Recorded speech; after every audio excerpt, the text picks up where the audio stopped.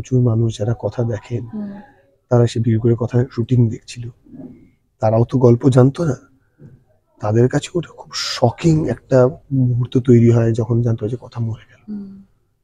এবং তারপরে এই পরের সিনটাতে আমার রিয়াকশন, কান্নাকাটি, চিৎকার চেঁচামেচি হওয়ার পর পুরো ইউনিটটা হাততালি দিয়ে উঠলো। শুধু তাই না, যখন শটটা হচ্ছে একটা কেউ আওয়াজ করেনি, একটা কেউ কথা না, সব ফোনগুলো নেমে গেছিল। তখন এত এনগ্রসড হয়ে গেছিল সিনটাতে।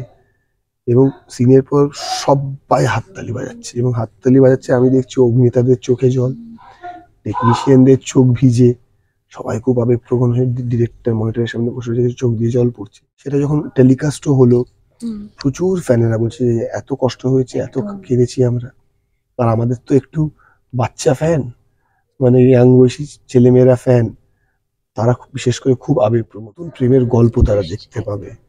এবং আমি যেটা বলছি যে এই ক্যারেক্টারটা যেরকম একটা সম্পূর্ণ অন্ধকারের মধ্যে রয়েছে, উল্টো দিকে বুলির যে ক্যারেক্টারটা, তাকে নিয়েও অনেক প্রশ্ন, সে কি কথার বোন নাকি যমজ, নাকি একই রকম দেখতে, নাকি অন্য কেউ, সেইগুলো আস্তে আস্তে সেইগুলোর উত্তর। কঠিন সময় কাটিয়ে রূঢ় বাস্তবের মুখোমুখি এভি, কিন্তু মনে প্রাণে এখনো কথার স্মৃতি। সময়ে বদলে যাওয়ার সঙ্গে সঙ্গে বদলে যাওয়া এভি রয়েছেন আমার সঙ্গে। এভি কেমন আছেন এখন? এভি তো খুব ভালো নেই। এভি একটা খুবই খারাপ ফেজের মধ্যে দিয়ে গেছে, যেখান থেকে এভির এমনি একটা চাইল্ডহুড ট্রমা ছিল, যেখানে মা চলে গেছিল, মাকে ছাড়া বড় হয়েছে। তারপর নিজের সব থেকে ভালোবাসা, সব থেকে কাছের মানুষটাকে হারিয়ে ফেলার যে ট্রমাটা, সেটাও এভি আর হ্যান্ডেল করতে পারেনি, ব্যালেন্সটা আর রাখতে পারেনি। এবং কোথাও এই কথাকে মৃত্যুর মুখে ঠেলে দেওয়া নিজে হাতে গাড়িতে পাঠানোর জন্য, সেটা তো নিজেকে ক্ষমাও করতে পারেনি। তো ওই গিল্ট, রিগ্রেট, ভালোবাসা হারিয়ে যাওয়ার আগুনে নিজেকে পুড়িয়ে পুড়িয়ে পুড়িয়ে পুড়িয়ে আজকে এই পরিণতি তৈরি হয়েছে। প্রচন্ড রূঢ়, প্রচন্ড full of rage, anger, alcoholism, অন্ধকারের মধ্যে থাকে, কাজের প্রতি আর কোনো ওর ইচ্ছে নেই, মানে জাস্ট বেঁচে আছে, বেঁচে থাকতে হয় বলে, মানে মরে যেতে পারেনি, কিন্তু ওই মৃত্যুর অপেক্ষাতেই আছে যে একদিন মৃত্যুও চলে আসবে।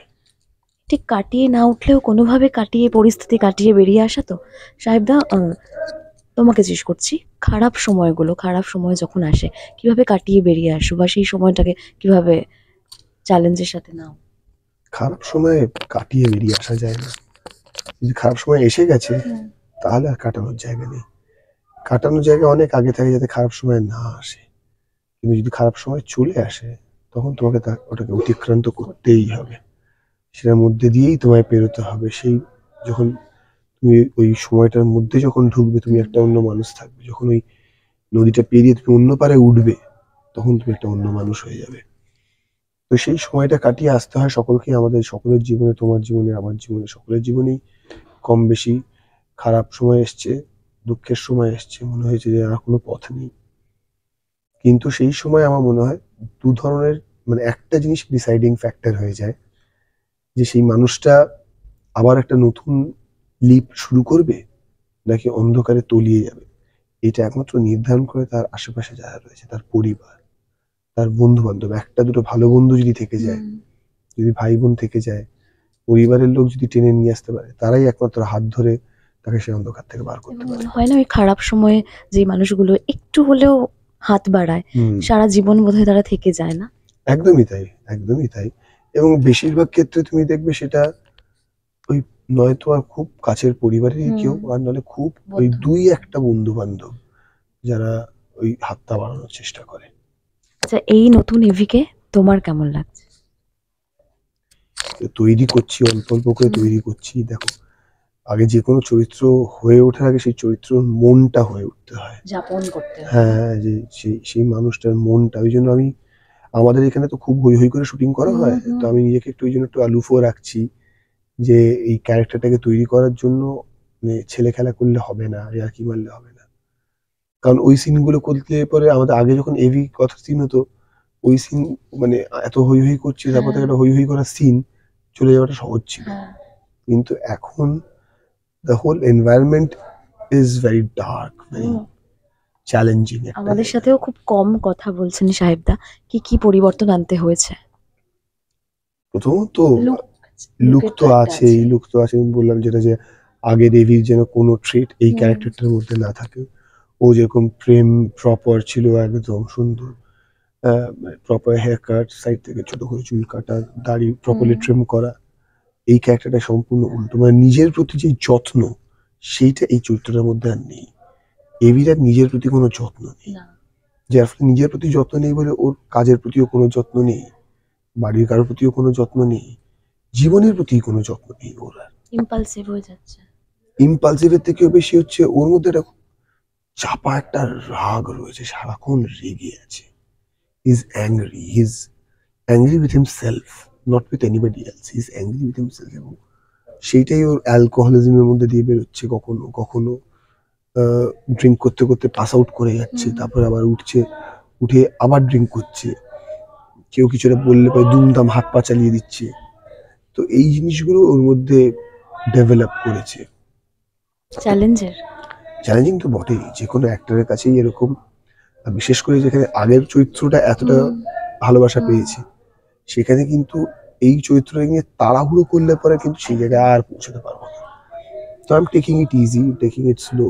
এই ক্যারেক্টারটাকে আস্তে আস্তে আস্তে একটা একটা করে পরত চাপাতে চাপাতে চাপাতে চাপাতে এই এভিটাকে তৈরি করতে হবে। আবার একটা সময় আসবে তো এই এভিটাকেও ভাঙতে হবে। এই ভাঙা করার কাজটাই তো আসলে অভিনেতার কাছে সব থেকে বড় চ্যালেঞ্জের। দর্শকরা যেটা দেখে এসেছে, তুমি যেটা বলছিলে, সেই এভিকে দেখে এসেছে। সাহেবদা, যখন এই বদলে যাওয়া এভিকে আসতে হবে বলে ডিসাইড হলো, তখন তোমার গ্রহণযোগ্যতা নিয়ে কিছু একটা ভাবছিলে, চলছিল? হয়তো খুব মানে গ্রহণ করবেনি দর্শকরা, কিন্তু তাও তোমার মাথায় কিছু চলছিল? না না না, এটা যে আগের এভিকেও গ্রহণ করবেই দর্শকরা, এই নিয়ে আমার মাথায় কোনো কিছু চলেনি। তবে আমার মনে হয় এই চরিত্রটা না মানুষের খুব চেনা চরিত্র একটা। এই ধরনের মানুষ আহ জীবনে অনেকেই দেখেছে। তো এই চরিত্রটা করে অচেনা বা করে আকাশ থেকে আল টপকা চরিত্র নয় নয়। একদম। এই ধরনের চরিত্র মানুষ দেখেছে, এবং কোথাও একটা মানুষের একটা জেনারেল টেন্ডেন্সি থাকে, জানো তো, যে হিউম্যান প্রজেক্ট, মানে ভালোবাসার থেকেও বেশি অনেকের মনে হয় যে একে আমি শুধরে দেবো, একে আমি ঠিক করে দেবো, আমি পারবো, ওকে আমার ভালোবাসা দিয়ে বা আমার স্নেহ দিয়ে বা আমার তত্ত্বাবধানে আমি, মানে হিউম্যান প্রজেক্ট, এটা একটা হিউম্যান সাইকোলজি। তো এইটা কোথাও একটা প্রচুর মানুষের মধ্যে তৈরি হয় যে এই ছেলেটা এরকম রাফ, এরকম রুক্ষ, কিন্তু ভেতরে একটা নরম মন আছে, এই মনটা শুধু আমিই দেখতে পাই। তো আমার মনে হয় এই চরিত্রটা মানুষ সেই জায়গা থেকে রিলেট করতে পারবে। এবং সত্যিই তো তাই, যে ক্যারেক্টারটার উপরে যতটাই রুক্ষ হোক না কেন, ভেতরে ভেতরে কিন্তু ততটাই নরম। নরম এবং ভালনারেবল হয়ে আছে। এবং আমি না শুনছিলাম টেকনিশিয়ান দাদাদের কাছ থেকে অনেকের, যে কথার চলে যাওয়ার ওই সিনটায় প্রচন্ড আবেগপ্রবণ হয়ে গেছিল নাকি গোটা সেটটা। শুধু গোটা সেট নয়, আসলে আমরা যখন বাইরে শুট করছিলাম, যেটা হয় রাস্তায় শুট করলে প্রচুর মানুষ যারা কথা দেখেন, তারা এসে ভিড় করে কথা শুটিং দেখছিল, তারাও তো গল্প জানতো না, তাদের কাছে ওটা খুব শকিং একটা মুহূর্ত তৈরি হয় যখন জানতো যে কথা মরে গেল। এবং তারপরে এই পরের সিনটাতে আমার রিয়াকশন, কান্নাকাটি, চিৎকার চেঁচামেচি হওয়ার পর পুরো ইউনিটটা হাততালি দিয়ে উঠলো। শুধু তাই না, যখন শটটা হচ্ছে একটা কেউ আওয়াজ করেনি, একটা কেউ কথা না, সব ফোনগুলো নেমে গেছিল, এত এনগ্রসড হয়ে গেছিল সিনটাতে। এবং সিনের পর সবাই হাততালি বাজাচ্ছে, এবং হাততালি বাজাচ্ছে, আমি দেখছি অভিনেতাদের চোখে জল, টেকনিশিয়ানদের চোখ ভিজে, সবাই খুব আবেগপ্রবণ হয়ে ডিরেক্টর মনিটরের সামনে বসে রয়েছে, চোখ দিয়ে জল পড়ছে। তো এই জিনিসগুলো হয়েছে, তো আমার মনে হয় কোথাও একটা, সেটা যখন টেলিকাস্টও হলো, প্রচুর ফ্যানেরা বলছে যে এত কষ্ট হয়েছে, এত কেঁদেছি আমরা।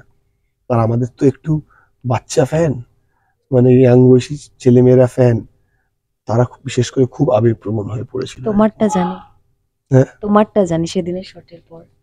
ও আচ্ছা আচ্ছা আচ্ছা। তুমিও মানে তোমারও। না, আমারটা মানে স্বাভাবিক ব্যাপার, যে এরকম একটা ক্যারেক্টার যার সঙ্গে এতদিন ধরে মানে যাপন করা, সেই চরিত্রটাকে আমি ফাট করে আর দেখতে পাবো না। তার থেকেও বড় হচ্ছে যে ওই মুহূর্তটাতে না, মানে এই কথাগুলো অভিনেতা হিসেবে না মাথায় আসে না, কারণ তুমি আমায় জিজ্ঞেস করছো বলে হয়তো আমি বলছি, কিন্তু সত্যি কথা এটাই যে ওই মুহূর্তে দাঁড়িয়ে না, তখন আমি এভি, একদম। এবং আমার তার বাইরে কিছু ভাবতে পারছি না। হুম। পরবর্তীকালে রিয়েলাইজ করছি হুম। যখন লোকেরা কথা বলছে যে সবাই হাততালি দিয়েছে, সবাই আবেগপ্রবণ হয়ে পড়েছে, তখন মানে শুটিং শেষ হয়ে যাওয়ার অনেক পরে রিয়েলাইজ করছি যে আচ্ছা, অভিনেতা হিসেবে ভালো অভিনয় করতে হুম। পেরেছি বোধহয় আমরা, চরিত্রগুলোকে জাস্টিফাই করতে পেরেছি।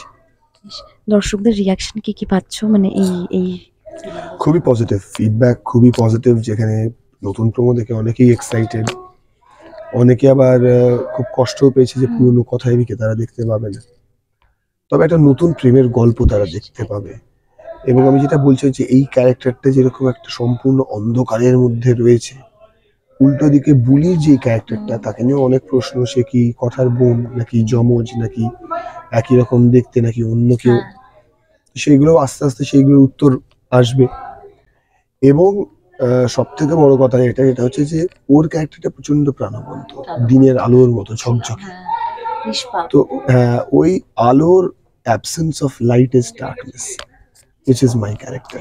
কোথাও হয়তো ওর ওই ক্যারেক্টারটাই দেবীর জীবনে নতুন আলো নিয়ে তুমি আসবে। যেটা বলছিলে যে ওই নরম মনটাকে একমাত্র কেউ একজন বোঝে। কেউ একজন বোঝে, হয়তো সেটা ওই হবে।